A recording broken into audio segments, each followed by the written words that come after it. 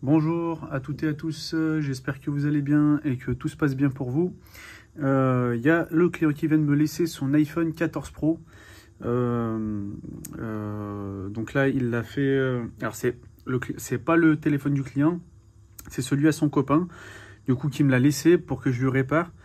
Alors, je sais plus comment il a fait pour le faire tomber. En tout cas, voilà, il m'a dit qu'il s'allumait. Je lui ai demandé s'il s'allumait le téléphone. Il s'allume bien, donc là, il est sur le menu de déverrouillage. Mais du coup là l'écran on voit qu'il est vert avec une grosse tache noire au milieu. Donc là c'est les cristaux liquides. Donc l'écran il est aussi fissuré. Avec le choc du coup ça a cassé l'écran de l'intérieur et ça a libéré les cristaux liquides. Donc c'est la tache noire qu'on voit. Au début ça fait une petite tache et puis après ça fait que de se répandre sur tout l'écran jusqu'à au bout d'un moment on voit plus rien sur l'écran. Donc quand c'est ce cas là il n'y a pas d'autre choix que de changer l'écran. Voilà. Et donc pareil, les pièces que j'utilise, vous pouvez les retrouver sur mon site internet repairiphone.com. Donc là, je vais lui mettre un écran de 14 Pro Soft OLED. C'est la meilleure qualité en compatible, le Soft OLED. Alors il y a encore une gamme au-dessus, c'est le Soft OLED 120 Hz. Je l'ai pas, donc là je lui ai mis un écran Soft OLED. C'est le quasi mieux en termes d'écran. Après du coup maintenant oui c'est vrai qu'il y a le 120 Hz, ça c'est du 90 Hz. Et après, au-dessus, c'est l'écran d'origine. Hop, et bah allez, c'est parti du coup pour le changement d'écran sur l'iPhone 14 Pro. Hop, alors je vais voir si je peux l'éteindre. Comme ça.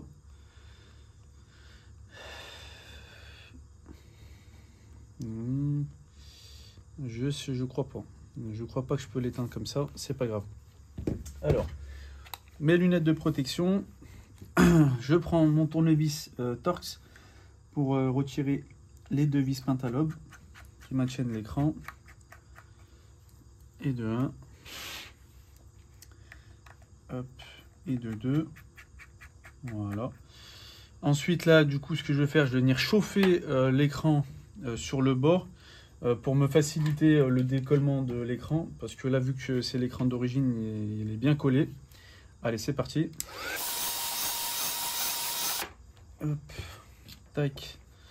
Alors, là, je vais prendre un peu d'isopropanol. Je vais insérer avec ma lame ultra fine pour venir mettre de l'isopropanol sur le bord pour ramollir en fait le joint d'étanchéité, pour me faciliter l'ouverture.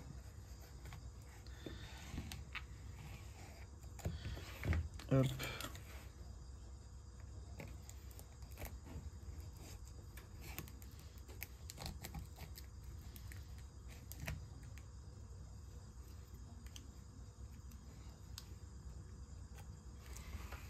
Voilà. Alors, est-ce que je peux déjà l'ouvrir comme ceci? Oui, c'est bon. Il est venu. Tac, ça, j'en ai plus besoin. Maintenant, je vais venir faire le contour avec mon Isezamo. Voilà, ma lame rigide.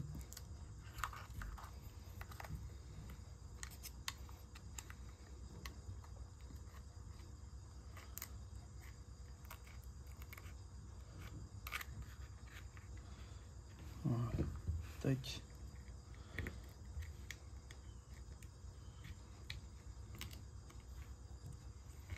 Hop, ça y est, l'écran, il est décollé. Il est déclipsé. Maintenant, alors, tac, mon tournevis Triwing. Je vais enlever la grande plaque métallique qui maintient la nappe de l'écouteur interne et la nappe de l'écran, ainsi que déconnecter la batterie. Il n'y a plus que deux jus qui passent à l'intérieur. Hop.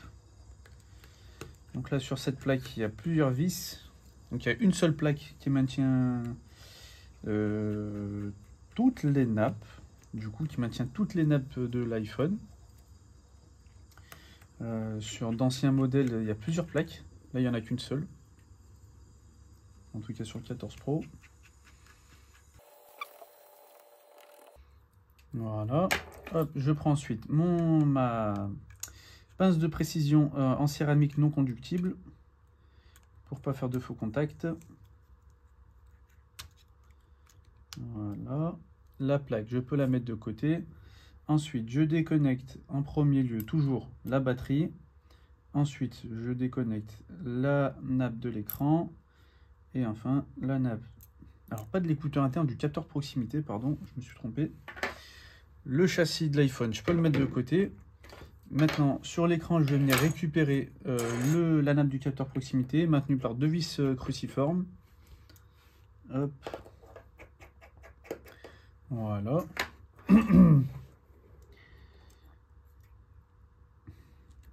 J'enlève la plaque. Et là, avec ma pince de précision, j'y vais tout doucement pour retirer le capteur de lumière, le capteur de proximité et le capteur de projection de point. Oh non, il n'y en a pas dessus. Capteur de... Attends. Non, non, il n'y est pas. C'est juste le capteur de proximité, capteur de lumière. Capteur projection, ils l'ont laissé, si je dis pas de bêtises, ils l'ont laissé que sur la nappe caméra avant à côté.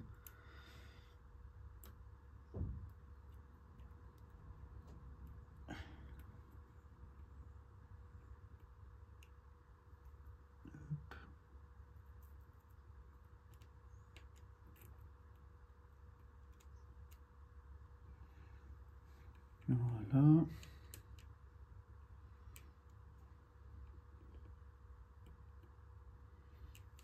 Alors, est-ce qu'elle s'est enlevée? Oui, c'est bon. Maintenant, je prends le Isezamo, je le trempe un peu dans de l'isopropanol et je vais venir passer la lame du Isezamo sous la nappe. Et vu qu'il y a l'isopropanol, ça va ramollir la colle qui est en dessous et elle va s'enlever plus facilement.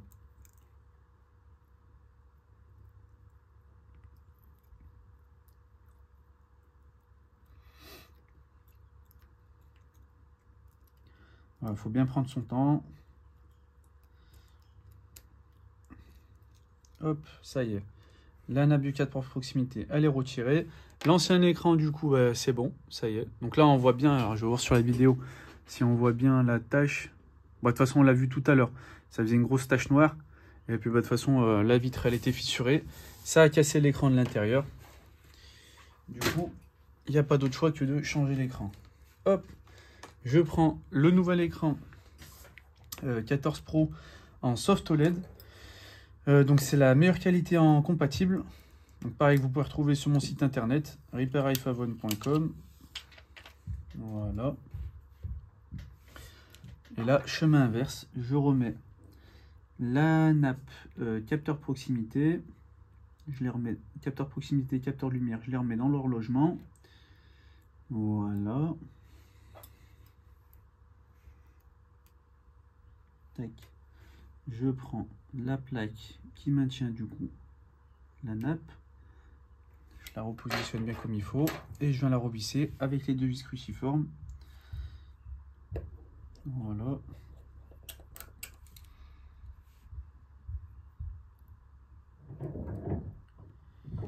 Hop. Et hop. Je repositionne la nappe du capteur proximité comme il faut. Voilà. Ça y est. Donc là, je viens de terminer l'écran, de remonter l'écran, pardon. Et je vais repositionner, reconnecter les 2 nappes. La nappe du capteur proximité, donc à la carte mère. Voilà. Et la nappe de l'écran. Voilà. Je m'assure qu'elles sont bien connectées à la carte mère. Et en dernier, je viens reconnecter la nappe de la batterie. Hop, je peux remettre la plaque de protection qui maintient les nappes,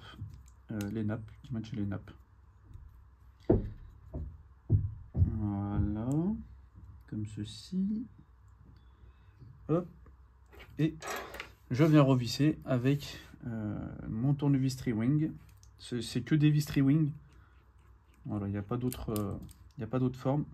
Il n'y a pas du cruciforme ou... Il n'y a pas du cruciforme, c'est que du Tri-Wing.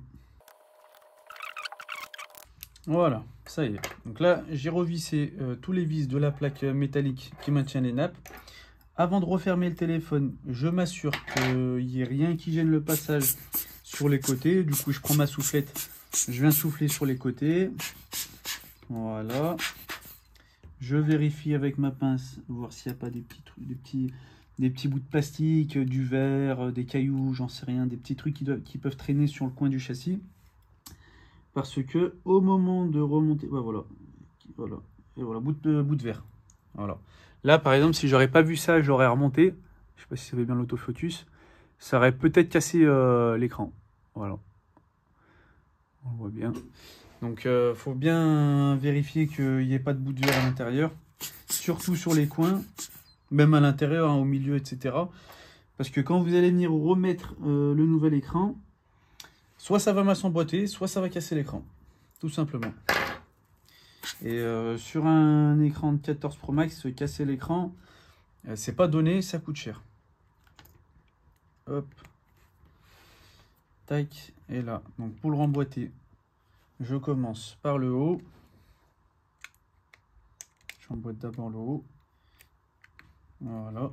Et ensuite les côtés. Et après le bas.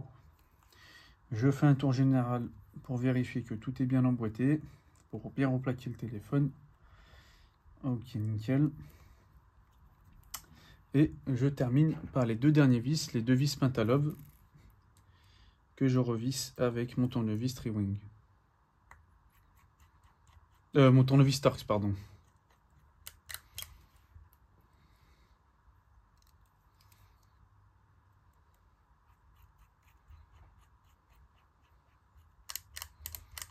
Et hop. C'est tout bon. Je rallume le téléphone pour vérifier que tout est bon. Alors, j'ai pas son code. Déjà, je vais voir s'il se rallume bien comme il faut. J'ai pas le code du client. Je vais pouvoir que tester dans les réglages. Dans réglage batterie. Dans urgence. Alors, tac. Ouh, il n'y a presque plus de batterie. Vite en charge avant qu'il s'éteigne. Est-ce que ça charge bien? Ok. Par contre, il rentre pas jusqu'au fond. Je vais le nettoyer. Alors, tac.